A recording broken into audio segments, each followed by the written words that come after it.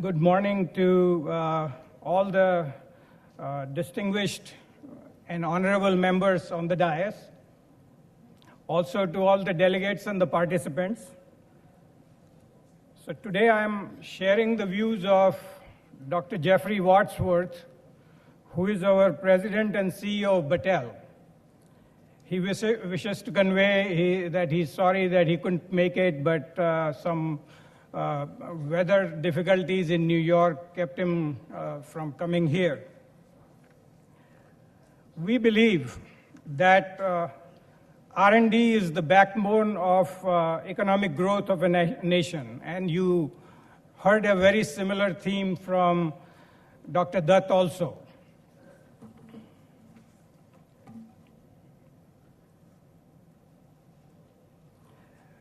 So I'd like to begin this talk by,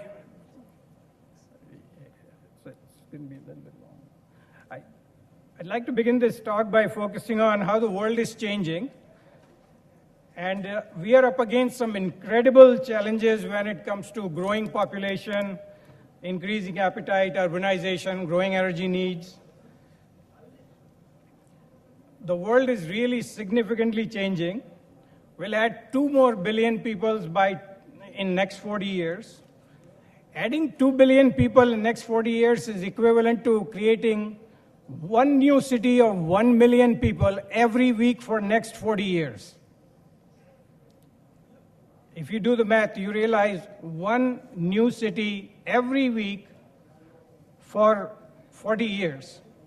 So with that dramatic increase in population, you're going to have a dramatic increase in the requirement for food, the requirement for energy, the requirement for construction materials, etc., etc.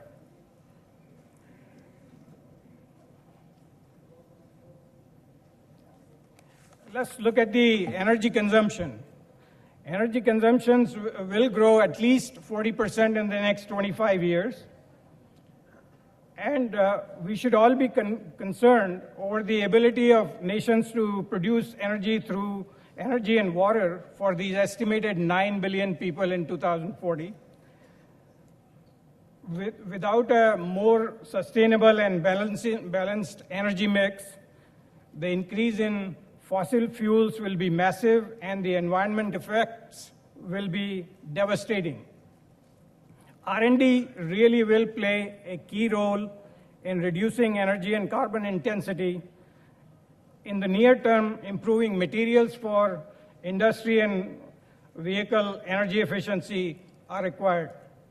Over the long term, material science can lead transformational innovations.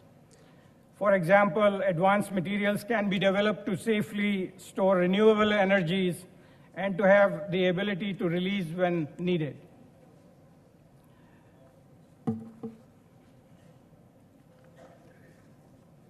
There is also a soaring demand for vehicles. Today, there are 1 billion motorized vehicles on this planet. In the next 2 decades, with 2 more million people, by 2040, this demand is significantly going to increase. So we are looking at requirements for alternative fuels. We are looking at issues of greenhouse gases. We are looking at conventional petroleum supplies not being sufficient for all this. Really have human society really faces a dilemma here. People want cheap and easy mobility. They want to travel in comfort. The challenge is to reconcile the tensions between the private desires and the public interest. Once again, there is an opportunity for R&D to solve this challenge. Strong and lightweight materials, sustainability, material recyclability, and some other factors influencing the development of future materials for our transportational needs. As we see in India, there is a growth in the urban centers of population. We will have more than 50% of the people living in urban cities. There will be if you look at the statistics, by 1967, there were 2 megacities in this world. By 2015, there will be 26 megacities in this world. By 2050, we'll have 1,000 cities. African population is also growing, Asian population is also growing. We'll have 1,000 cities of 500,000 inhabitants. Asia will have at least 500 cities of 1 million inhabitants each. R&D has an opportunity to make major impact by developing novel construction materials that are sustainable, green, and energy efficient, as well as affordable for the masses. Additionally, the R&D community has an opportunity to partner with builders, architects, to address energy efficient and sustainable construction materials.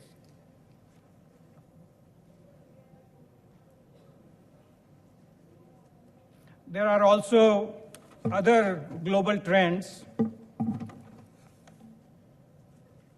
There is the issue of diseases and healthcare, global aging, and rapid increases in chronic diseases.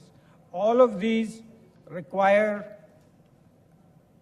new attention to R&D, and we need to develop low-cost methods of helping the population with respect to healthcare as well as medical devices. India is well suited to work in the areas of pharmaceutical and medical devices. We have proven that over the last few years, and we can continue to do that. At this point, I'd like to switch the focus to a slightly different focus to Battelle. Battelle was founded in 1929 with emphasis for helping industry solve technical problems. And that was the construct that started Battelle in 1929. Battelle was established as a charitable trust dedicated to accelerating research and development to commercial outcomes and reinvesting profits into R&D and education.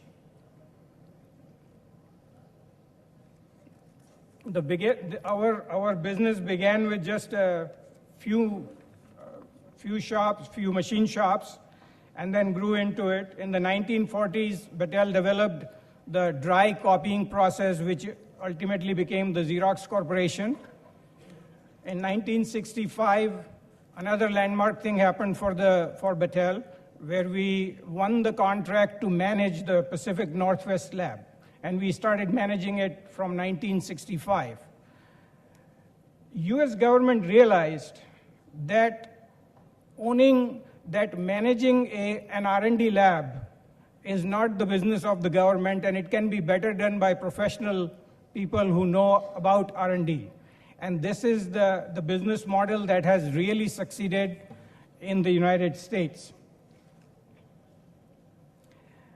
In the 1970s and 80s, Battelle was pioneering, and we came up with the UPC symbol, compact disc technology, cruise control for the cars.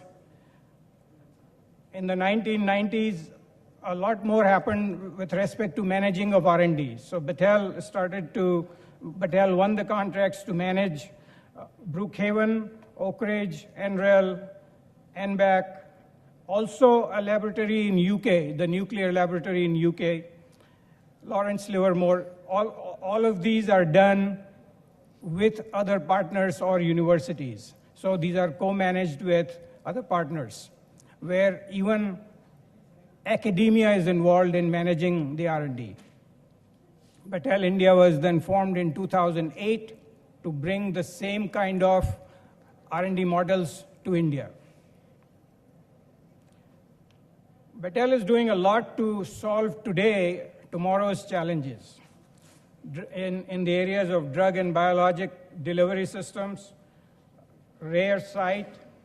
We are doing work in fiber optic technology or cost and energy effective solutions. Liquid bottle screener, which is a a very interesting development, which is one of the most efficient developments for looking at contents inside a bottle and determining whether the contents are safe to go through an airport, for example. Battelle is looking into areas of national security, energy, environment, health and life sciences, education, R&D ventures. We believe that this approach of looking at it comprehensively with over 20,000 people involved in scientific research is a very effective way of helping the industry and the organizations in a nation. And I think this is a type of model that Battelle, the Battelle type model that should be copied in India, and many more organizations need to come up like Battelle here. I will skip a few slides in the interest of time that I was told. But what we say is that Battelle, we characterize the world with R&D in 4 different kind of overall segments of time. Up until 1900, it was the heroic inventors. We had the Edison and Bell and Eastman, etc. Then came from 1900 to 1940s, the focus was on industrializing innovation, corporate research labs like Kodak, DuPont, and also immigration. Now, from 40s to 90s, the focus shifted on nuclear weapons and also on big science.